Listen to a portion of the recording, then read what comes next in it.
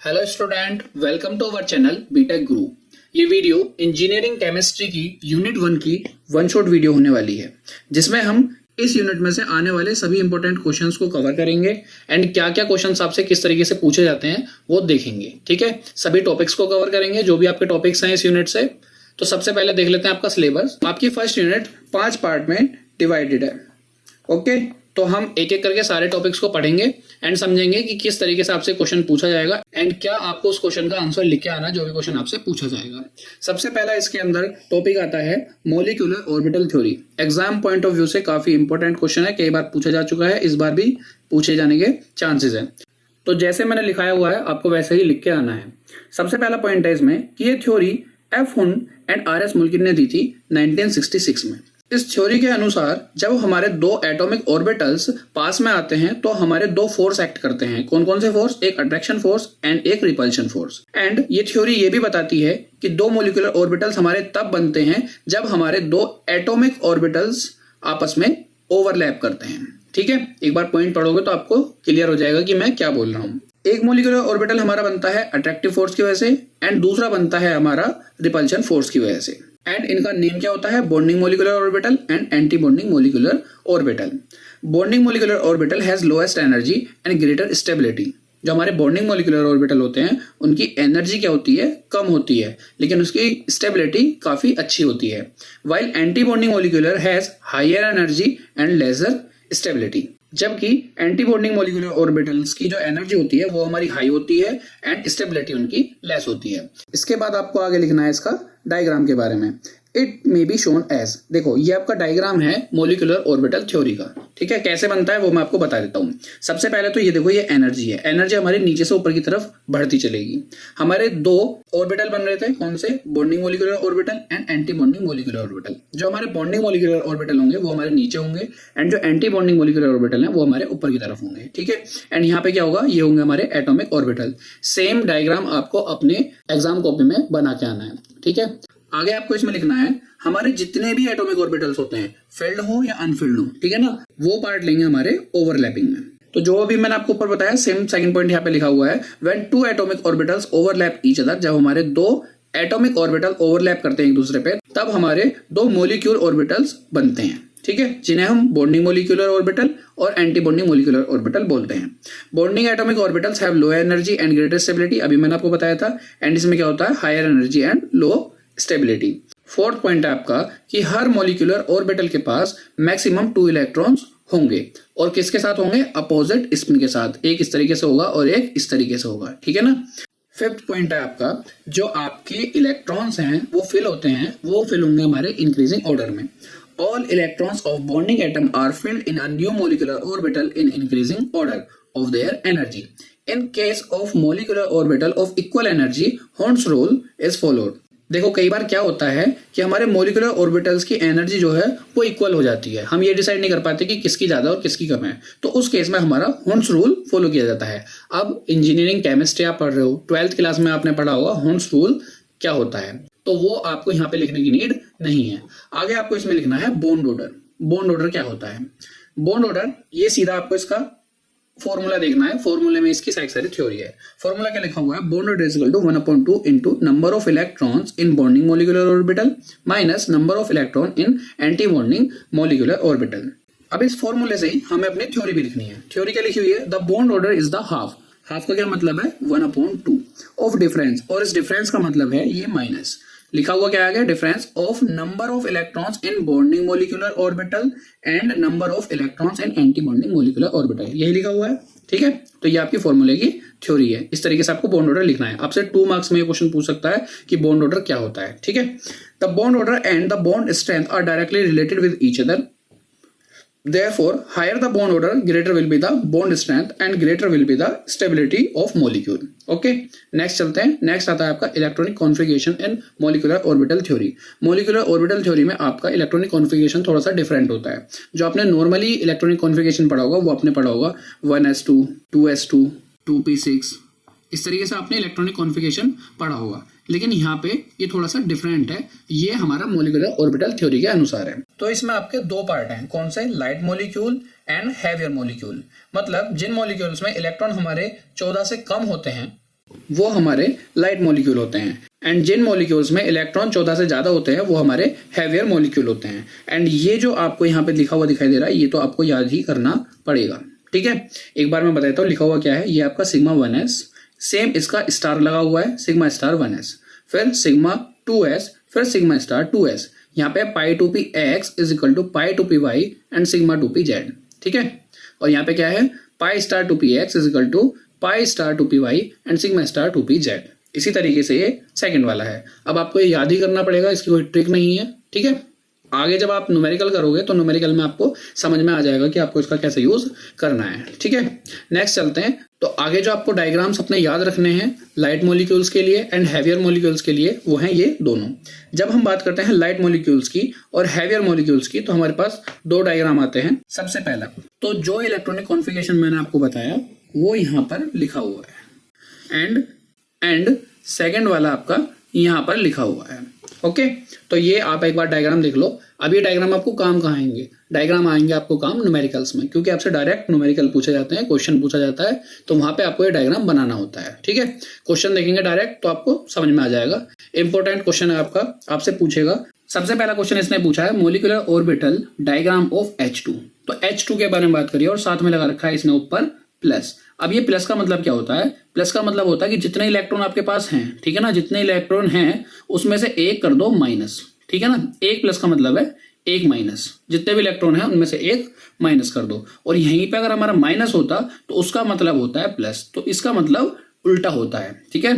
Plus का मतलब होगा कि एक कर दो कम एंड माइनस का मतलब होगा ज्यादा। तो आपको समझ में आ गया होगा। अब जब यहाँ पे प्लस की बात हुई है तो हमको एक इलेक्ट्रॉन अपना कम करना है, ठीक है। तो अब आपको ये लिखना कैसे है वो मैं आपको बताता हूँ। सबसे पहले आपको लिखना है electronic configuration of H atom, ठीक है। दो H है यहाँ पे, एक H ये और एक H ये, दो अलग की बात हो रही है तब H2 बन रहा है, ठीक है ना। तो आपको इलेक्ट्रॉनिक कॉन्फ़िगरेशन लिखना है H एटम का, तो आपने लिखा 1s। और दूसरा लिखा आपने electronic configuration of H plus atom. होता क्या, इसका भी 1s होता, ठीक है। एक ही इलेक्ट्रॉन है यहाँ पे और एक इलेक्ट्रॉन हमारा प्लस होने की वजह से चला गया, ठीक है, प्लस होने की वजह से चला गया, तो यहाँ पे आपका कुछ भी नहीं बचता है इस प्लस की वजह से। थर्ड आपने क्या लिखा, electronic configuration of H2 plus molecule. अब ये आप जो लिखोगे ये इलेक्ट्रॉनिक कॉन्फ़िगरेशन कौन सा है, जो अभी मैंने आपको बताया था कि आपको याद ही करना पड़ेगा, ठीक है ना।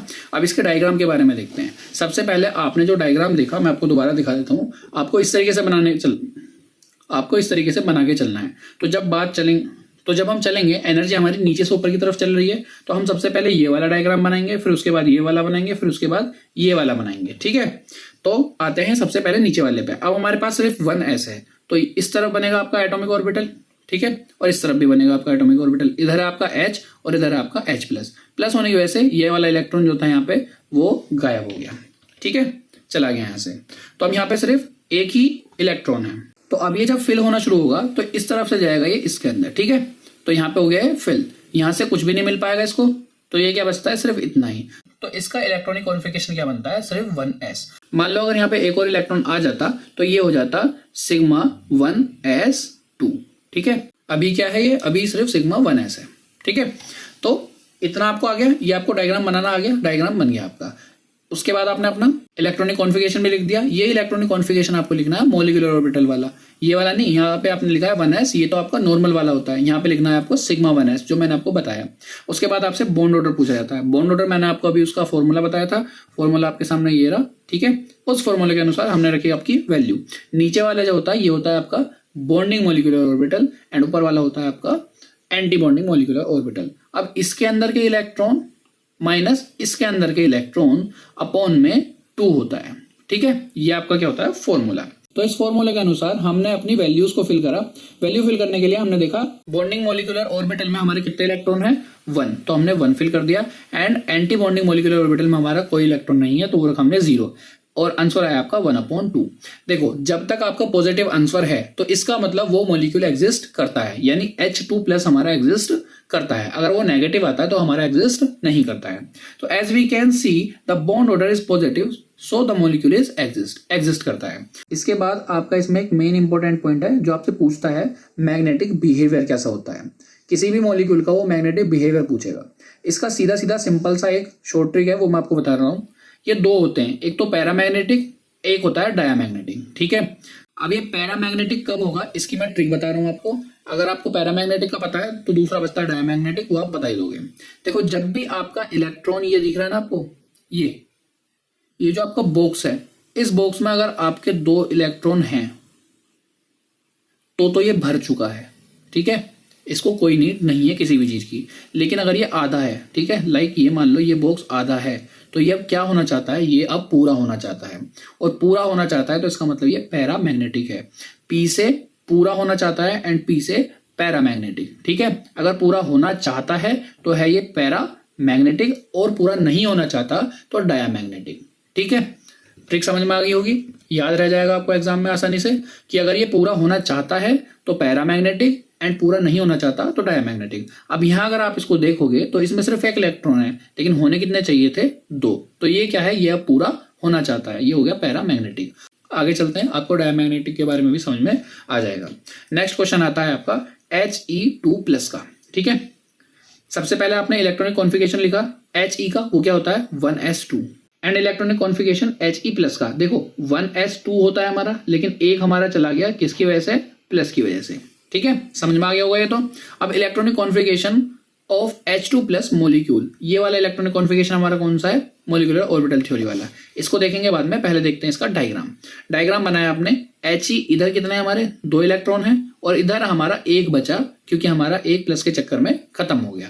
अब क्या हुआ, इधर से ये वाला इलेक्ट्रॉन यहाँ पे गया, ठीक है, फिर इधर से ये वाला इलेक्ट्रॉन यहाँ पे आया, तो ये हो गया फिल, पूरा का पूरा हो गया। अब इससे ऊपर की तरफ चले तो हमारा बॉन्डिंग ऑर्डर तो भर चुका है। ऊपर जाने के बाद हमारा ये वाला इलेक्ट्रॉन गया यहाँ पे, ठीक है। तो हमको इलेक्ट्रॉनिक कॉन्फ़िगरेशन क्या मिलेगा, सिग्मा 1s2, क्यों, क्योंकि इसमें आ चुके हैं, ठीक है, सिग्मा 1s, और s में कितने हमारे 2 हैं। अगर 1 होते तो हम लिखते ही नहीं, 2 हैं तो हमने लिख दिए कि हमारे 2 हो चुके हैं। और सिग्मा स्टार 1s में कितने हैं आपके, इसमें सिर्फ 1 ही है, तो हमने इसके ऊपर कुछ लिखा ही नहीं, ठीक है। लिख सकते हैं आप 1 भी लिख सकते हो, वैसे 0 भी लिख सकते हैं कि ऊपर वालों में 0 आ रहा है, लेकिन आपको लिखने की नीड नहीं पड़ती, आपको सिर्फ इतना ही लिखना होता है। तो इलेक्ट्रॉनिक कॉन्फ़िगरेशन आपको समझ में आया कैसे लिखा जाएगा, वो जो ऊपर इलेक्ट्रॉनिक कॉन्फ़िगरेशन आपका लिखा हुआ है उसको जरूर से याद कर लेना, वहीं से आपको इलेक्ट्रॉनिक कॉन्फ़िगरेशन लिखना होता है। अब निकालना है इसका आपको बॉन्ड ऑर्डर। ये चीज आपको ऐसे की ऐसे ही करके आनी है, अगर आपसे पूछा जाता है तभी आपको पूरे मार्क्स मिलेंगे। बॉन्ड ऑर्डर में आपने देखा कि आपके बॉन्डिंग मॉलिक्यूलर ऑर्बिटल में कितने इलेक्ट्रॉन हैं, 2, तो आपने 2 फिल कर दिए। And anti bonding molecular orbital में आपके कितने इलेक्ट्रॉन हैं, 1, तो आपने फिल कर दिया। तो आपका आंसर क्या आया, 2 में से 1 गया 1 और 2 का 2, तो 1/2, लेकिन कैसा है, पॉजिटिव है, और पॉजिटिव है तो वो एग्जिस्ट करता होगा। अब इसमें क्या है, इसमें देखो दोबारा से, ये वाला बॉक्स पूरा हो गया, हाँ पूरा हो गया। इसके बाद ऊपर एक बॉक्स है जो पूरा नहीं है, देखो जो भर चुका है उससे हमें कोई मतलब नहीं है, उससे लेना देना ही नहीं है हमको कोई भी, ठीक है। जो खाली है वो देखना है हमको। एक कंडीशन देखनी है कि या तो फिल हो पूरा, या बिल्कुल भी फिल ना हो, ठीक है, या बिल्कुल भी फिल ना हो। तो ये दोनों केस हम इसमें संतुष्ट हैं, हमको कोई दिक्कत नहीं है। लेकिन अगर हमको कोई भी मिल जाता है ऐसा, तो हमको इस चीज से दिक्कत है, हमको इसे पूरा करना पड़ेगा, और पूरा करना पड़ेगा तो इसका बिहेवियर हो जाएगा पैरामैग्नेटिक। अब ये तो हो गया पूरा, इससे हमें कोई मतलब नहीं है, लेकिन ये पूरा होना चाहता है तो ये पैरामैग्नेटिक है अब भी, ठीक है। अब चलते हैं, एक क्वेश्चन आपके लिए, वीडियो को यहीं रोको और आपको करना है He2 का, ठीक है, प्लस नहीं लगाना आपको यहाँ पे, ठीक है ना। और आपको करना है क्वेश्चन, देखो डायग्राम मैंने यहाँ पे दे दिया है आपको, डायग्राम लिख लो आप। इसका इलेक्ट्रॉनिक कॉन्फ़िगरेशन आपको बताना है, इसका बॉन्ड ऑर्डर आपको बताना है, एंड इसका मैग्नेटिक बिहेवियर कैसा होगा ये भी आपको बताना है। चीज ध्यान रखना, इसमें पूरा हो चुका है सब कुछ, ठीक है, लेकिन इसमें पूरा नहीं था, तो आपको वीडियो रोक के कमेंट बॉक्स में बताना है कि इसका क्या आंसर है He2 का। नेक्स्ट चलते हैं आपका molecular orbital diagram of N2। काफी इंपॉर्टेंट क्वेश्चन है, ठीक है ना, इसको जरूर से करना, कई बार पूछा जा चुका है एंड इस बार में आने के चांसेस हैं, ठीक है।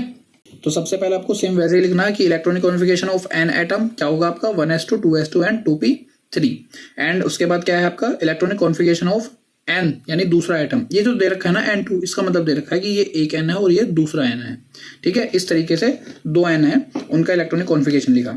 उसके बाद electronic configuration of N2 molecule, तो वो आपको इस तरीके से लिखा जाएगा। अब उससे पहले डायग्राम देखते हैं कैसे लिखा जाएगा, फिर देखेंगे। सबसे पहले आपके 1s में 2 इलेक्ट्रॉन है, ठीक है। डायग्राम में देखो, सबसे पहले इधर मॉलिक्यूल है और इधर वाला मॉलिक्यूल है, ठीक है। अब इसमें क्या है, इसमें 2 इलेक्ट्रॉन है और इसमें भी 2 इलेक्ट्रॉन है, तो हमारा एक इलेक्ट्रॉन जाएगा इस तरफ से, इसको फिल करेगा, एक इलेक्ट्रॉन आएगा इस तरफ से, इसको फिल करेगा। उसके बाद सेम इलेक्ट्रॉन इसमें से एक यहाँ जाएगा, फिर एक इलेक्ट्रॉन इसमें से यहाँ जाएगा। तो इस तरीके से हमारा बन जाएगा पहला वाला, यहाँ पे हमारा क्या होगा, इसमें हमारा 1s वाला ऑर्बिटल फिल हो जाएगा, यानी ये वाला ऑर्बिटल हमारा हो जाएगा फिल। और ये क्या होगा हमारा, ये वाला होगा बॉन्डिंग एंड ये वाला होगा हमारा एंटी बॉन्डिंग। इसके बाद चलते हैं हम 2s की तरफ।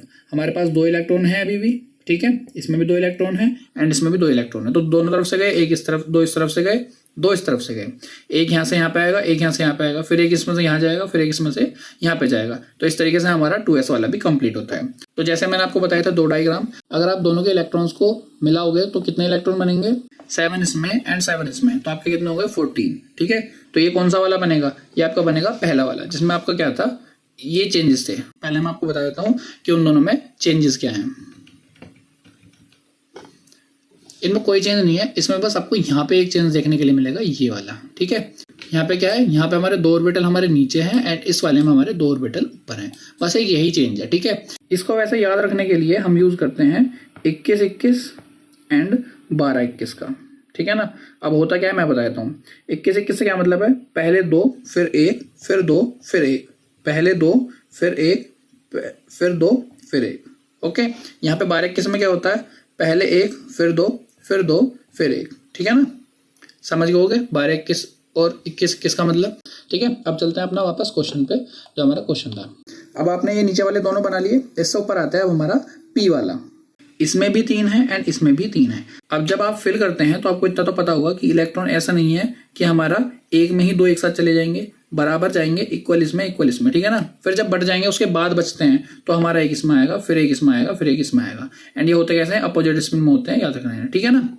ओके, तो अब आते हैं हमारे p ऑर्बिटल में। 3 इलेक्ट्रॉन इस तरफ हैं एंड 3 इलेक्ट्रॉन आपके इस तरफ हैं। तो एक गया आपसे इस तरफ से नीचे वाले में, ठीक है, फिर इधर से आया इस वाले में, ध्यान रखना ये वाला आया है इस वाले में, ठीक है, एंड ये वाला आया है इस वाले में, ठीक है। फिर एक गया इसमें से जिसने फिल करा, इसको पूरा कर दिया, फिर आया एक इसमें से जिसने इसको एक पूरा फिल कर दिया, फिर आता है थर्ड इसमें से जिसने एक यहाँ पर दिया, फिर आता है एक इधर से ये वाला, इसमें यहाँ पे इसने फिल करा, और ऊपर के लिए हमारे पास कुछ बचा ही नहीं। तो इलेक्ट्रॉनिक कॉन्फ़िगरेशन हम देख लेते हैं क्या बनेगा हमारा। इलेक्ट्रॉनिक कॉन्फ़िगरेशन हमारा बनेगा बिल्कुल नीचे से, यानी सिग्मा 1s से। तो सिग्मा 1s जिसमें हमारे 2 इलेक्ट्रॉन हैं तो हम लिखेंगे 2 इलेक्ट्रॉन, तो सिग्मा 1s। उसके बाद सिग्मा स्टार 1s2, इसमें भी हमारे 2 इलेक्ट्रॉन हैं तो इस वजह से हमारे 2 इलेक्ट्रॉन इसमें आ गए। इसी तरीके से ऊपर चले sigma 2s2, sigma star 2s2, and उसके बाद आता है हमारा पाई 2p 2x and pi 2p yz। एक चीज याद रखना, ये x एंड y वाले दोनों साथ ही रहते हैं, ठीक है। चेंज क्या होता है वो आपने अगर अपने इलेक्ट्रॉनिक कॉन्फ़िगरेशंस याद कर लिए दोनों तो आपको समझ में आ गया होगा। ये किस तरफ होता है, ये इस तरफ हो जाता है, और ये वही वाला चीज हो जाती है कि ये 12-21 की तरह काम करता है, ठीक है ना। तो ये क्या हो जाता है 12-21, पहले 1 फिर 2 फिर 2 फिर 1, ऐसा आ जाता है, ठीक है। तो जो अभी आपने इलेक्ट्रॉनिक कॉन्फ़िगरेशन पढ़ा था, एक बार मैं दोबारा दिखा देता हूँ आपको, ये वाला, इसमें क्या होता है, अभी जो मैंने आपको 12-21 एंड 21 वाला सीन बताया था वो क्या था, ये है 21-21, ठीक है, एंड ये है हमारा 12-21 है क्या। ये पहले दोनों एक साथ हैं तो 2, फिर अकेला है तो 1, फिर दोनों हैं एंड फिर 1, तो ये हो गया आपका 21-21। कब होता है ये, लाइट मॉलिक्यूल्स में यूज होता है। एंड हैवी मॉलिक्यूल्स में क्या होता है, हमारा 1 है पहला, फिर हमारे 2, फिर हमारे 2, फिर हमारा 1। अब आपको ध्यान रखना है कि जो हमारा Z वाला है वो अकेला है और अलग है, और X और Y वाले एक साथ हैं, ठीक है। वापस चलते हैं अपने क्वेश्चन पे। तो आपको यहाँ पे दिख रहा होगा पाई 2p x and pi 2p y, यहाँ लिखा हुआ नहीं है लेकिन आपको वो लिखना है जैसे ये लिखा हुआ है, ठीक है ना। एंड ये जो 2 लिखा हुआ है या 1 लिखते हैं, ये हमको डायग्राम में नहीं लिखना होता, हमको इलेक्ट्रॉनिक कॉन्फ़िगरेशन में लिखना होता है। तो ये हो जाएगा आपका इसका इलेक्ट्रॉनिक कॉन्फ़िगरेशन जहां तक फिल हुए हैं। अगर अब मैं आपसे पूछूं किसका बिहेवियर कैसा होगा, तो बिहेवियर आपको देख के समझ में आ गया होगा। हमने कंडीशन रखी थी या तो खाली हो, ठीक है, या फिर पूरा का पूरा फिल हो। अगर आधा फिल है तो हमको दिक्कत है, अगर आधा फिल होता है तो हमारा डायमैग्नेटिक। तो इसमें देखो हमारे ये वाले सारे फिल हैं और ये वाला कोई फिल नहीं, तो हमको देखने के लिए मिल रहा है कि हमारे सभी पूरे का पूरा फिल हैं। और दूसरी कंडीशन क्या थी हमारी, कोई भी फिल नहीं हो। तो हमारी ये कंडीशन भी ठीक हो रही है एंड ये कंडीशन भी ठीक हो रही है, कोई भी हमारे इनमें से ऐसा नहीं है कि आधा फिल है। तो इसका जो आपका बिहेवियर होगा वो होगा आपका डायमैग्नेटिक। आपको समझ में आ गया होगा डायमैग्नेटिक का एंड पैरामैग्नेटिक का मतलब। यहाँ तक आपको समझ में आ गया। सेम आपका अगला क्वेश्चन है C2 का, आपको इसे करके देखना है, ठीक है। आगे आपका O2 का, तो मैंने आपको 2 क्वेश्चन समझा दिए हैं, बाकी आप अपना आप देख सकते हैं, आपके समझ में आ जाएंगे, ठीक है। इसी तरीके से नेक्स्ट आता है आपका HF, जो कि आपका काफी इंपॉर्टेंट है। एक बार मैं इसके बारे में बता देता हूँ। होता क्या है, आपके पास H होता है एक तरफ एंड F होता है दूसरी तरफ। अब यहाँ पर H को एक इलेक्ट्रॉन का नीड होता है अपने s ऑर्बिटल को कंप्लीट करने के लिए, एंड सेम F को एक इलेक्ट्रॉन की नीड होती है अपने p ऑर्बिटल को कंप्लीट करने के लिए। वैसे तो हमारा s जो है वो s के साथ ही बॉन्ड बनाता है, लेकिन HF का थोड़ा सा केस हमारा स्पेशल है।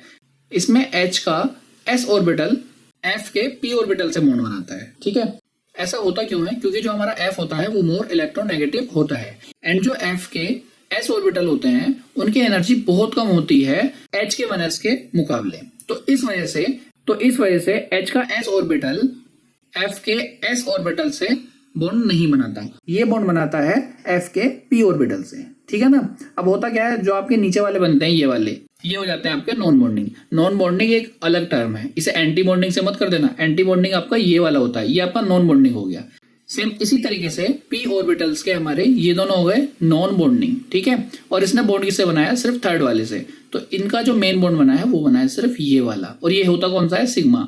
अब जब हम ऊपर लिखते थे वहां पे लिखते थे हम सिग्मा p स्टार। वहां पे क्या होता था, क्योंकि p और p ही आपस में ओवरलैप कर रहे थे, इस वजह से हम p लिखते थे। लेकिन यहाँ पे कौन ओवरलैप कर रहे हैं? s and p। तो इस वजह से हम लिखेंगे यहाँ पे सिग्मा sp2, एंड ये क्या होता है? हमारा z होता है। x वाले हमारे ये रहे, और ऊपर हमारा कोई इलेक्ट्रॉन जाएगा ही नहीं। तो इसका इलेक्ट्रॉनिक कॉन्फ़िगरेशन कैसे लिखा जाएगा? इसमें सबसे पहले लिखा हुआ है 1s2। अब आप यहाँ पे पूछोगे कि सर आपने यहाँ पे सिग्मा क्यों नहीं लगाया? सिग्मा हम वहां लगाते हैं जहां हमारा एंटी बॉन्डिंग मोलिकुलर ऑर्बिटल होता है या एंटी बॉन्डिंग मोलिकुलर ऑर्बिटल होता है। यहाँ पे क्या है हमारा? ये नॉन बॉन्डिंग है, तो नॉन बॉन्डिंग में तो हम लगाएंगे नहीं, तो इस वजह से हमारा आया सिर्फ 1s। लेकिन इलेक्ट्रॉन कितने हैं इसमें? 2, तो 1s2। सेम ऊपर वाला 2s2। ठीक है, उसके बाद हमारा यहाँ पे एक बॉन्डिंग मोलिकुलर ऑर्बिटल बना है, तो इस वजह से हमने क्या लिखा? Sigma sp2। एंड sp क्यों आया? क्योंकि एक s है एंड एक p है। उसके बाद 2p2x, इसमें भी हमारा पाई नहीं आया क्योंकि ये हमारा नॉन बॉन्डिंग है, और सेम आगे वाले में भी नॉन बॉन्डिंग है। एंड उसके बाद ये देखो, ये लिखना जरूरी नहीं था लेकिन मैंने लिख दिया है। यहाँ पे आपको दिख रहा है ऊपर, यहाँ पे हमारा कोई इलेक्ट्रॉन नहीं है, तो मैंने क्या लिखा है? Sigma star sp0z। ठीक है ना, यहाँ पे हमारा कोई इलेक्ट्रॉन नहीं है, तो जीरो क्या बता रहा है यहाँ पे? कि हमारे यहाँ पे कोई इलेक्ट्रॉन नहीं है। एंड इसके बॉन्ड ऑर्डर की बात करें तो बॉन्ड ऑर्डर में सिर्फ electron in bonding molecular orbital minus electron in anti bonding molecular orbital वाले आएंगे। अब आपको क्या दिख रहा है? 2 इलेक्ट्रॉन है हमारे बॉन्डिंग वाले में एंड 0 है हमारा एंटी बॉन्डिंग में, तो हमारा क्या आया? 1 आया इसका आंसर। तो पॉजिटिव है, इसका मतलब ये वाला मॉलिक्यूल एग्जिस्ट करता है। ठीक है, और मैग्नेटिक बिहेवियर इसका देखा जाए तो हमारी तरफ से पूरा का पूरा फिल है, इसको किसी चीज की नीड नहीं है, तो ये हो गया आपका डायामैग्नेटिक। ठीक है, नेक्स्ट चलते हैं। आपका नेक्स्ट क्वेश्चन क्या आता है जो कि काफी ज्यादा इंपॉर्टेंट है, वो है आपका लिक्विड क्रिस्टल। इसमें आपके 5 पार्ट है एंड 5 पार्ट में से आपके क्वेश्चन आते हैं। जो आपका फर्स्ट पार्ट था, फर्स्ट पार्ट में से या तो आपसे न्यूमेरिकल पूछेगा, ठीक है, या पूछेगा आपसे मोलिकुलर ऑर्बिटल थ्योरी के बारे में। ठीक है, वीडियो के लास्ट में मैं आपको क्वेश्चन बताऊंगा कि क्या क्या क्वेश्चन आपसे पूछे जाएंगे जो कि आपके लिए काफी इंपॉर्टेंट है। जब लिक्विड क्रिस्टल के बारे में बात करता है तो आपको क्या लिख के आना है वो देख लेते हैं। 7 मार्क्स में आपसे क्वेश्चन पूछा जाता है एंड पिछले 3 से 4 सालों में पूछा जा चुका है, तो काफी इंपॉर्टेंट क्वेश्चन हो जाता है आपका। लिखना कैसा है वो मैं आपको बता देता हूँ। The state of matter which has property similar to the crystalline solid and atmospheric liquid crystal. एक मैटर की वो स्थिति जिसके पास सिमिलर प्रॉपर्टी होती है क्रिस्टलाइन सॉलिड की एंड एटमॉस्फेरिक लिक्विड क्रिस्टल की, वो होता है हमारा लिक्विड क्रिस्टल। जब हम एक सॉलिड को हीट करते हैं, ठीक है ना, जब हम एक सॉलिड को हीट करते हैं तो चेंज होता है हमारा हेजी लिक्विड में, और उस हेजी लिक्विड को अगर हम और फर्दर हीटिंग करते हैं तो वो कन्वर्ट होता है हमारा एक ट्रांसपेरेंट लिक्विड में। एंड जो हमारा हेजी लिक्विड था वो कहलाता है हमारा liquid crystal. When a solid is heated, it first converted into hazy liquid, which on further heating convert into the transparent liquid, and the hazy liquid is known as liquid crystal. I hope आपको समझ में आ गया होगा। उसके बाद इसकी property, 4 प्रॉपर्टियां आप पढ़ लो, काफी इजी लैंग्वेज में लिखी हुई है, आपको समझ में आ जाएंगी। यहाँ से आपका मेन क्वेश्चन चालू होता है classification of liquid crystal. Liquid crystal के बारे में बताने के बाद इस पॉइंट को आप मत लिखना चाहो तो प्रॉपर्टी भी मत लिखना, उसके बाद आपका सीधा आएगा क्लासिफिकेशन ऑफ लिक्विड क्रिस्टल। तो क्लासिफिकेशन की बात करें तो सबसे पहला होता है आपके पास थर्मोट्रोपिक, एंड ये थर्मोट्रोपिक आपका 3 पार्ट में बता होता है, निमेटिक, सिमेटिक एंड कॉलेस्टिक। एंड थर्मोट्रोपिक के साथ आता है हमारा लियोट्रोपिक, डिस्कोटिक एंड कोलामेट, एंड फोर्थ है आपका मेटलोट्रोपिक। तो सबसे पहले पढ़ते हैं हमारा थर्मोट्रोपिक लिक्विड क्रिस्टल पे। वो लिक्विड क्रिस्टल जो हमारे बेस्ड होते हैं टेम्परेचर की रेंज पर, वो होते हैं हमारे थर्मोट्रोपिक लिक्विड क्रिस्टल। ये 3 टाइप के होते हैं, निमेटिक, सिमेटिक एंड कॉलेस्टिक। तो देखते हैं पहले निमेटिक के बारे में। निमेटिक क्या होता है? निमेटिक लिक्विड क्रिस्टल, जो हमारा निमेटिक वर्ड है वो हमारे ग्रीक वर्ड से लिया गया है जिसका मतलब होता है थ्रेड। वो लिक्विड क्रिस्टल जिनके स्ट्रक्चर थ्रेड जैसा होता है, ठीक है ना, which have thread like structure, उन्हें हम निमेटिक लिक्विड क्रिस्टल बोलते हैं। ठीक है, they have no position order, इनमें कोई पोजिशन ऑर्डर नहीं होता है। Particles are placed along long axis, जो हमारे पार्टिकल्स हैं वो लॉन्ग एक्सिस मतलब लंबाई में लगे हुए होते हैं, but not placed along short axis. And these are used in telescope lens to clean the image. ये हमारे टेलीस्कोप में यूज किए जाते हैं इमेज को क्लीन करने के लिए। ठीक है ना, इसकी प्रॉपर्टी है, ये भी पढ़ लेना, काफी इजी लैंग्वेज में मैंने आपको लिखवाया हुआ है। इसके बाद आता है हमारे सिमेटिक के बारे में। जिन लिक्विड क्रिस्टल की स्ट्रक्चर हमारी सोप की तरह होती है, सोप लाइक स्ट्रक्चर होता है, उनको हम बोलते हैं सिमेटिक लिक्विड क्रिस्टल। ठीक है, ये इसकी प्रॉपर्टी है और ये इसका डायग्राम है। ये चीज आपको जरूर बना के आनी है। ठीक है, उसके बाद आता है आपका smectic A liquid crystal phase and smectic C liquid crystalline phase. 2 points है, इन्हें लिखने कोई नीड नहीं है वैसे।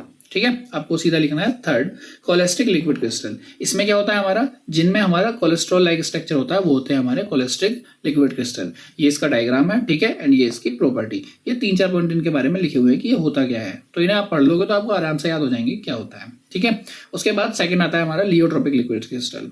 वो लिक्विड क्रिस्टल जो हमारे बेस्ड होते हैं कॉन्सेंट्रेशन पे, उनको हम बोलते हैं लियोट्रोपिक लिक्विड क्रिस्टल। सेम इसकी भी प्रॉपर्टी है, इसका कोई डायग्राम नहीं है। फिर आता है हमारा डिस्कोटिक एंड कैलेमेटिक लिक्विड क्रिस्टल। डिस्कोटिक क्या होता है, वो लिक्विड क्रिस्टल जिनका शेप या स्ट्रक्चर हमारा कोइन या डिस्क जैसा होता है, वो होते हैं हमारे डिस्कोटिक लिक्विड क्रिस्टल। एंड वो लिक्विड क्रिस्टल जिनका रोड लाइक स्ट्रक्चर होता है वो होते हैं हमारे कैलेमेटिक लिक्विड क्रिस्टल। ठीक है, ये डायग्राम है इनके, डायग्राम जरूर बना के आना। और ये हो गई इनके यहाँ पे प्रॉपर्टी। ठीक है, फोर्थ आता है हमारा metallotropic liquid crystal. Some of the metal salt like ZnCl2 behave like liquid crystal. कभी कभी हमारे जो सॉल्ट होते हैं वो भी हमारे लिक्विड क्रिस्टल की तरह बिहेव करते हैं। उन मेटल्स को ही हम मेटालोट्रोपिक लिक्विड क्रिस्टल बोलते हैं। उसके बाद ये इसकी एप्लीकेशन की कहाँ कहाँ यूज होता है, तो आप इन्हें एक बार पढ़ लो, आपको समझ में आ जाएगा। इसके बाद आते हैं आपके नेक्स्ट एक और इंपॉर्टेंट क्वेश्चन पे। ठीक है, वो क्या आपका ग्रेफाइट एंड फुलरिंग। इसमें आपसे क्या पूछता है, इसमें आपकी स्ट्रक्चर पूछता है, आपकी एप्लीकेशन पूछता है। ठीक है, तो अगर स्ट्रक्चर के बारे में बात करें तो पहले मैं आपको इसका डायग्राम दिखा देता हूँ। मैंने आपको डायग्राम बनवा रखे हैं 4, 1 2 3 4। सबसे इजी इसमें आपको ये वाला दिख रहा होगा, तो आप ये वाला बना लेना। एंड अगर आप थोड़ा सा क्रिएटिव हैं, आपकी ड्राइंग अच्छी है, तो आप ये दोनों बना देना, या फिर ये वाला भी बना सकते हो। ठीक है, अब एक बार आपने डायग्राम देख लिया हो तो थ्योरी एक बार इसकी पढ़ लेते हैं। क्या होता है, ये हमारा 2 डायमेंशनल लाइक स्ट्रक्चर की तरह होता है। ठीक है ना, जिसे हम सैंडविच लाइक स्ट्रक्चर भी बोलते हैं। आपको दिख ही रहा होगा कि इसमें इस तरीके से लगे हुए हैं कि ये सैंडविच की तरह दिखता है, तो इसे सैंडविच लाइक स्ट्रक्चर भी इसमें बोला जाता है। इसमें क्या होता है, 6 such carbon atom joined with the covalent bond to form hexagon. हमारे 6 इलेक्ट्रॉन क्या होते हैं, आपस में कनेक्ट होते हैं एंड हेक्सागोन बना लेते हैं। ठीक है, in the structure of graphite each carbon atom is sp2 hybridized and arranged hexagonally in layer. Fourth electron of each atom is free move with in the layer. जो हमारा fourth electron होता है वो मूव कर सकता है पूरे layer में कहीं पे भी। ठीक है ना, एंड जो हमारी C single bond C length होती है वो होती है हमारी 0.142 nanometre. And different layer of graphite are attached to each other with weak van der wall.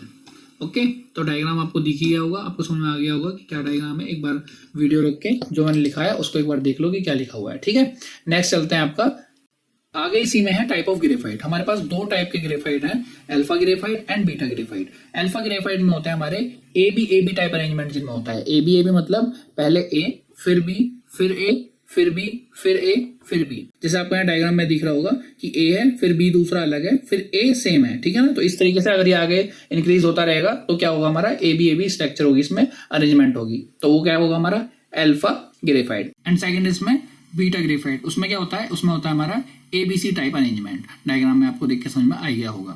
ठीक है, आगे आती है इसकी प्रॉपर्टी एंड एप्लीकेशन। वीडियो रोक के इन दोनों को पढ़ लो, आपको एक बार में समझ में आ जाएंगी। बात करते हैं फ्लोरेंस के बारे में।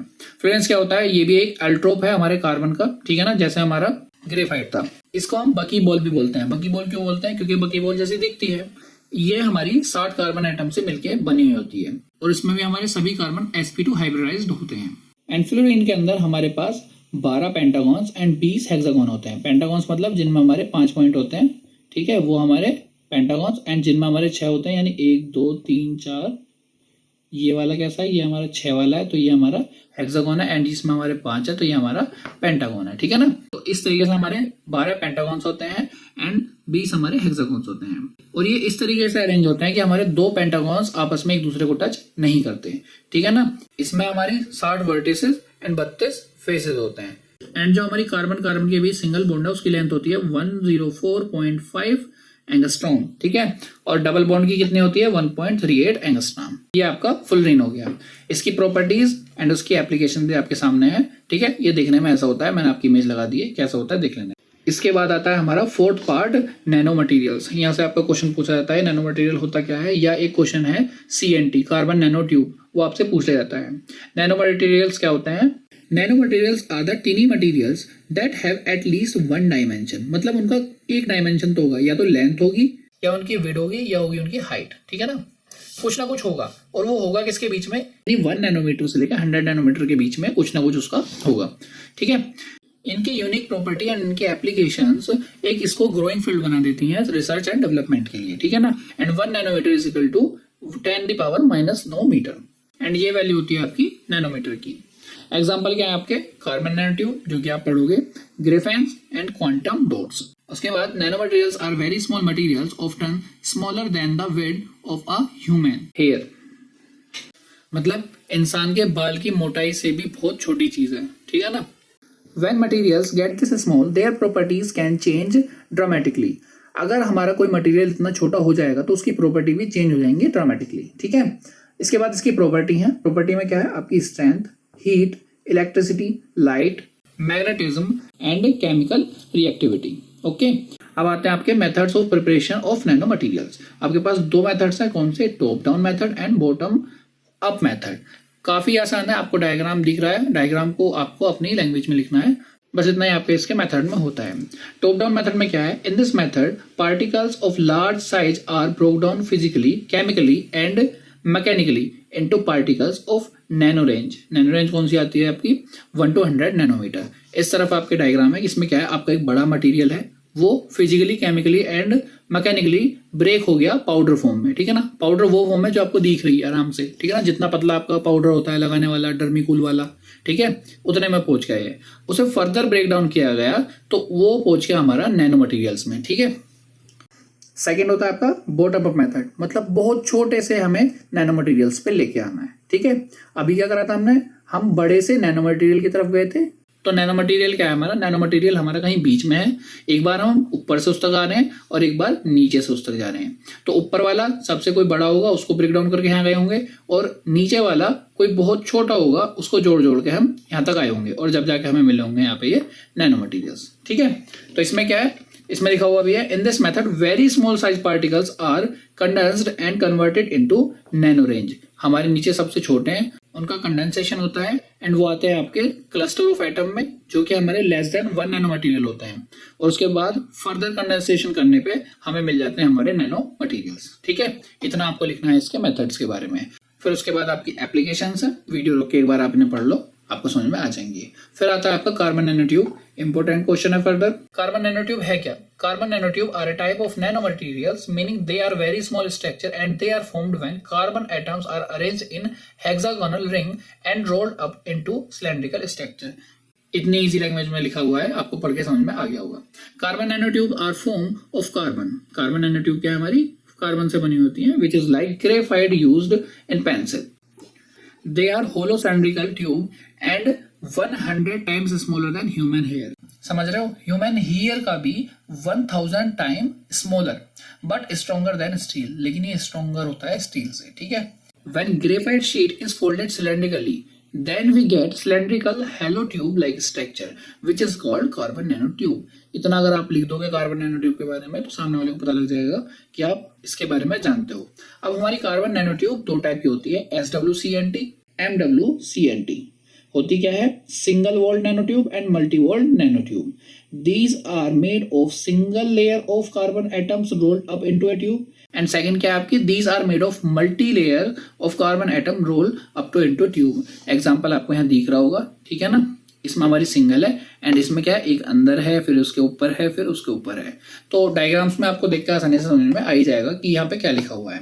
एंड डायग्राम आपको एग्जाम में जरूर बनाने हैं, क्योंकि डायग्राम देखकर ही पता लग जाता है कि बच्चे को कितना आता है।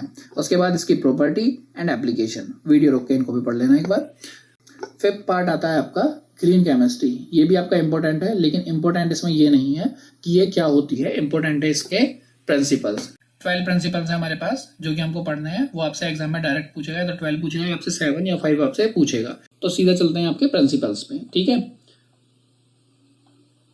12 प्रिंसिपल ऑफ ग्रीन केमिस्ट्री। सबसे पहला आता है आपका prevent waste. Always try to develop such condition in the process that very less और साइड प्रोडक्ट जनरेट। हमेशा ऐसी कंडीशंस बनाने का ट्राई करना है, डेवलप करने का ट्राई करना है जिसमें हमारे साइड प्रोडक्ट बहुत कम जनरेट हो, ठीक है ना।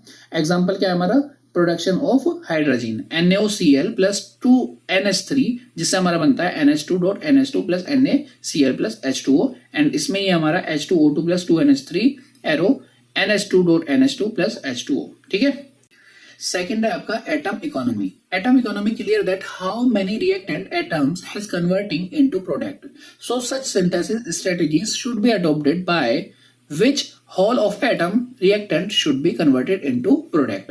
एटम इकोनॉमी ये क्लियर करती है कि हमारे कितने रिएक्टेंट कन्वर्ट हो रहे हैं हमारे प्रोडक्ट में, ताकि हम वो स्ट्रेटेजीज का यूज कर सके, अडॉप्ट कर सके उन स्ट्रेटेजीज को जो हमारे सभी रिएक्टेंट को कन्वर्ट कर दे प्रोडक्ट में, ठीक है। यहाँ पे इसका एक एग्जांपल है। एंड परसेंटेज एटम इकोनॉमी क्या होती है, mass of atom in desired product upon total mass of atom into reaction into 100। And नीचे सेम जैसे हमने बॉन्ड ऑर्डर की थ्योरी लिखी थी वैसे यहाँ पे इसकी थ्योरी लिखी हुई है।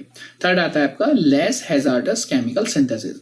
Synthesis method should be design to use and generate substance that it having little और non toxic for human being and environment. जो हमारे सिंथेसिस मेथड हैं वो हमारे इस तरीके से डिजाइन होने चाहिए कि जब हम उनका यूज करें या उनसे जनरेट करें सब्सटेंस को, तो वो सब्सटेंस हमारे नॉन टॉक्सिक होने चाहिए, और टॉक्सिक भी हो तो बहुत लिटिल हो ह्यूमंस के लिए और एनवायरमेंट के लिए, ठीक है। फोर्थ प्रिंसिपल है आपका इसमें design suffer chemicals. Chemical products should be designed in such a manner that preserve their desired function while minimizing their toxicity. Okay, acetonilide and paracetamol are antibiotic and analgesics, but acetonilide is more toxic, so we prefer paracetamol at our world. मतलब एसिटानोलाइड and paracetamol हमारी दोनों antibiotic हैं and एनालॉजिक्स हैं, लेकिन हमारी जो एसिटानोलाइड है वो हमारी टॉक्सिक होती है, इसी वजह से हम प्रीफर करते हैं पैरासीटामोल के लिए, ठीक है। नेक्स्ट प्रिंसिपल है आपका safer solvent and auxiliaries. Using of solvent and separating agent should be avoided. मतलब सोलवेंट एंड उनके एजेंट्स का यूज करना हमें अवॉइड करना होगा, लेकिन अगर हम उनका यूज कर भी रहे हैं तो they should be non toxic substance. For example water, isopropanol या ग्लिसरीन और green solvents which are non toxic. Okay, उसके बाद आता है sixth energy efficiency. It includes minimization of energy losses like mechanical frictions, unwanted heating and fuel drugs. Example क्या है इसके, reaction can be conducted at the room temperature and pressure etc. ठीक है, मतलब मिनिमाइज करना चाहिए हमें, जितनी एनर्जी अगर हमारी लूज हो रही है तो उसको एनर्जी को लूज होने से बचाना है, ठीक है, चाहे वो मैकेनिकली हो या फ्रिक्शंस हो या अनवांटेड हीटिंग हो, ठीक है। एग्जांपल में क्या बताया इन्होंने कि जो हमारी रिएक्शन होती है वो हमारी रूम टेम्परेचर पे भी की जा सकती है, उसके लिए अलग से एनर्जी लगाने की नीड नहीं है कि पूरा टेम्परेचर चेंज किया जाए। इसके बाद आता है हमारा seventh principal use of renewable feed stock. Starting material of chemical reaction should be renewable resources. मतलब जिन मटेरियल्स का आप स्टार्टिंग में यूज कर रहे हो केमिकल रिएक्शन के लिए वो रिन्यूएबल रिसोर्सेज होने चाहिए, मतलब उन्हें आप बार बार यूज कर सकते हो या न्यू भी आसानी से आपको वो मिल जाएंगे। एग्जाम्पल में दे रखा है आपका nylon prepared from glucose instead of benzene. उसके बाद नेक्स्ट प्रिंसिपल है आपका reducing derivative. Increasing derivatives should be minimized in reaction or process to avoid consumption of reagent that reduce efficiency of reactions. फिर आते हैं आपके नाइन्थ पे catalyst. Catalysts are used to speed up reaction rate by lowering activation energy. एक तरीके से बस ये सिर्फ रिएक्शन की स्पीड बढ़ाते हैं, ठीक है। 10th आता है आपका design for degradation. The end product or undesirable product should be designed in such a way that they must undergo direction at their disposal. मतलब जो भी आपने प्रोडक्ट बनाया है वो इस तरीके से बना होना चाहिए कि अगर उसको डिस्पोज किया जाए, डिस्पोजल में उसे डाला जाए तो उससे कोई हार्मफुल इफेक्ट ना हो एंड उन्हें आसानी से खत्म किया जा सके, ठीक है। नेक्स्ट प्रिंसिपल आता है आपका real time analysis for pollution prevention. Monitoring is the process should be done to avoid generation of hazardous materials. यानी मॉनिटर करना एक तरीके से आपकी जो केमिकल रिएक्शन है उसको मॉनिटर करना एंड एनालाइज करना। क्यों? क्योंकि आपको अवॉइड करना है आपका generation of hazardous materials. Last principle है आपका एक्सीडेंट प्रिवेंशन। एक्सीडेंट प्रिवेंशन मतलब आपको बचना है एक्सीडेंट्स से, तो ऐसे सब्सटेंस का एंड स्टेट का यूज होना चाहिए आपकी केमिकल प्रोसेस में जो कि रिमूव कर सके पोटेंशियल ऑफ एक्सीडेंट को, ठीक है। तो ये थे आपके 12 प्रिंसिपल जो आपसे एग्जाम में डायरेक्टली पूछे जा सकते हैं। इंपॉर्टेंट है काफी, पिछले 3 बार से पूछे जा रहे हैं, ठीक है।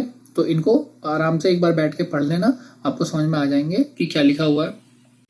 नेक्स्ट आते हैं आपके सिलेबस के एक और इम्पोर्टेंट टॉपिक पे, जो है आपका कन्वेंशनल मेथड या green route method of adipic acid and paracetamol. Paracetamol का आपका ज्यादा इंपॉर्टेंट है, लेकिन एक बार हम पढ़ लेते हैं होता क्या है। एडिपिक एसिड के बारे में पढ़ते हैं सबसे पहले।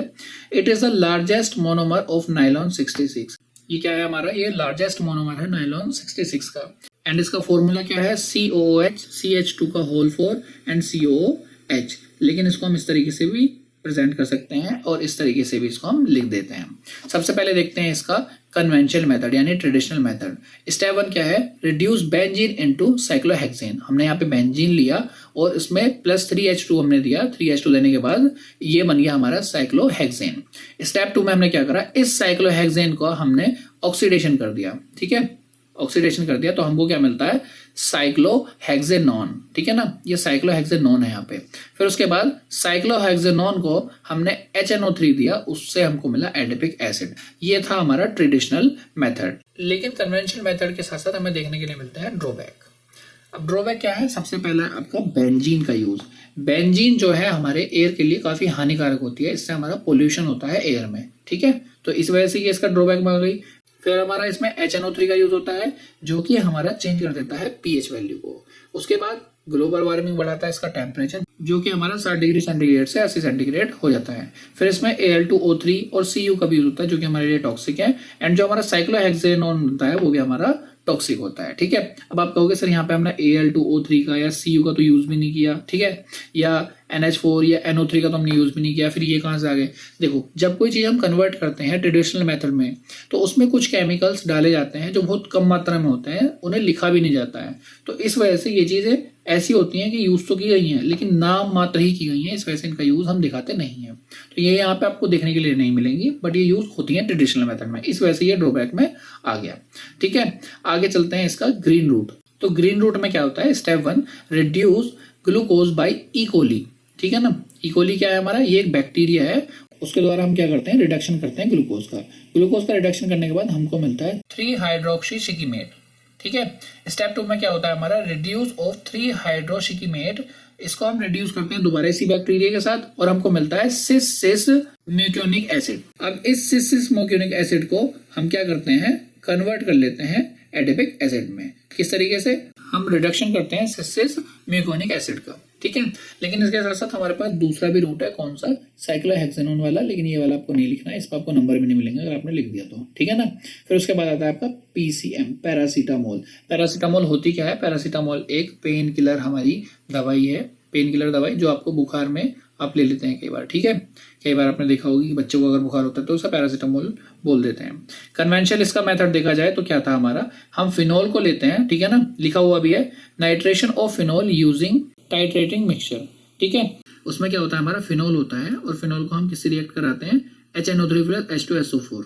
एंड इसके बाद रिएक्शन करने के बाद ये देता है हमको P नाइट्रोफिनोल एंड दूसरा देता है हमको O नाइट्रोफिनोल। जो हमारा P नाइट्रोफिनोल है ये हमारा मोर स्टेबल है। ठीक है ना, इसी वजह से हम इसका आगे यूज करते हैं। स्टेप 2 में क्या करते हैं हम, reduction of nitro group to amine. हमारा जो नाइट्रो ग्रुप है वो अमीन में कन्वर्ट हो जाता है। तो ये जो देख रहे हो ना आप यहाँ पे NO2, ये कन्वर्ट हो जाता है आपका NH2 में और मिलता है हमको P अमीनोफिनोल। ठीक है, फिर आता है हमारा स्टेप नंबर 3, जिसमें हमारा P अमीनोफिनोल रिएक्ट करता है एसिटिक एनहाइड्राइड के साथ एंड हमारा बनाता है पैरासीटामोल। ठीक है, लेकिन इसमें भी ड्रॉबैक थे। सबसे पहला एसिड जो कि आपका टॉक्सिक एजेंट है, फिर O नेगेटिव डेरिवेटिव जो कि आपका साइड प्रोडक्ट है, फिर आपका CH3COH जो कि आपका साइड प्रोडक्ट है एंड हार्श फॉर्मेशन। इसके बाद आता है इसका ग्रीन रूट। सबसे पहले हम क्या करते हैं, हम फिनोल को रिएक्ट कराते हैं एसिटिक एनहाइड्राइड के साथ। ठीक है, और जब ये रिएक्ट करता है तो हमको मिलता है 4-हाइड्रोक्सी ऑटोफिनॉन। ठीक है, अब सेकंड स्टेप में बनाते हैं हम कीटो एग्जाइम बाय डिडक्शन। इसमें हम 4-हाइड्रोक्सी ऑटोफिनॉन को कन्वर्ट करते हैं कीटो एग्जाइम में। ये होता है हमारा NH2OH की प्रेजेंस में। इसमें क्या होता है, हमारा O जो है वो हमारे H2 के साथ निकल जाता है, यानी हमारा H2O निकल जाता है बाहर पानी, और जो हमारा NOH था ये चला जाता है हमारा O के प्लेस पे, और हमको क्या मिलता है, कीटो एग्जाइम हमको मिलता है। और ये वाला जो इतना पार्ट है इसका, इसको हम बोलते हैं ऑक्साइन। ठीक है, फिर थर्ड स्टेप आता है हमारा PCM फॉर्मेशन बाय बैक्समैन रीअरेंजमेंट। इसमें क्या होता है हमारा, इसमें हमारा कीटो एंजाइम रिएक्शन करके बना लेता है पैरासीटामोल, एंड ये पैरासीटामोल का आपका फॉर्मूला आपको यहाँ पे दिख रहा होगा। तो ये होता है आपका ग्रीन रूट। तो इतना ही आपसे पूछा जाएगा, अगर आपसे एग्जाम में आता है तो आपको इतना लिख के आना है। इसके बाद आपका लास्ट टॉपिक आता है जो है आपका environmental impact of green chemistry. Video को एक बार पॉज करके आप इसे पढ़ लो, काफी इजी लैंग्वेज में लिखा हुआ है, आपको समझ में आ जाएगा। तो ये थी हमारी यूनिट 1 की वन शॉट वीडियो जिसमें हमने यूनिट 1 के 5 पार्ट कवर किए। अब मैं आपको बताता हूँ कि क्या क्या क्वेश्चंस आपसे पूछे जाएंगे। सबसे पहला क्वेश्चन जो आपसे पूछा जा सकता है वो है आपका मॉलिक्यूलर ऑर्बिटल थ्योरी का। मॉलिक्यूलर ऑर्बिटल थ्योरी होती क्या है, ठीक है, वो आपको लिखनी है, उसका आंसर मैंने आपको बता दिया है। फिर आपका इसमें से कोई न्यूमेरिकल आएगा, या तो N2 का आपसे पूछ सकता है, CN का आपसे पूछ सकता है, या आपका जो इंपॉर्टेंट है एक और HF आपसे पूछा जा सकता है। तो ये आपको करने ही करने हैं, ठीक है। उसके बाद आपका ग्रेफाइट एंड फुलरिन दोनों ही इंपॉर्टेंट है, आपसे पूछा जाता है कि क्या उसका स्ट्रक्चर है, क्या प्रॉपर्टी एंड क्या एप्लीकेशन है, एंड उनके डायग्राम आपको बताने होते हैं। लिक्विड क्रिस्टल में आपका क्लासिफिकेशन पूरा का पूरा आपको याद करना है, वो पूछा जाता है क्वेश्चन, ठीक है। एंड ग्रीन केमिस्ट्री में से आपके 12 प्रिंसिपल जो हैं वो बहुत ज़्यादा इंपॉर्टेंट है, वो भी आपको पढ़ के जाने हैं, ठीक है। और लास्ट इंपॉर्टेंट है आपका PCM, पैरासीटामोल के बारे में आपसे पूछ सकता है, उसका green synthesis and traditional method, ठीक है। एडिपिक एसिड का काफ़ी कम पूछा जाता है, लेकिन पैरासीटामोल का कई बार पूछा जा चुका है, तो ये भी आपसे पूछ सकता है। तो 1, 2, 3, 4, 5, 6 एंड 7 क्वेश्चन आपके बनते हैं, ठीक है। तो ये थे आपके इंपॉर्टेंट क्वेश्चन जो कि आपको इस यूनिट में से पूछे जा सकते हैं। Thank you very much for watching this video. अगर आपको वीडियो पसंद आई हो तो please like, share and subscribe our channel for more video. Next video आपकी यूनिट 2 की वन शॉट वीडियो होगी, जिसमें हम देखेंगे हमारे क्वेश्चंस की क्या क्या क्वेश्चन पूछे जाएंगे एंड क्या क्या आंसर आपको लिख कर आने हैं। Thank you very much.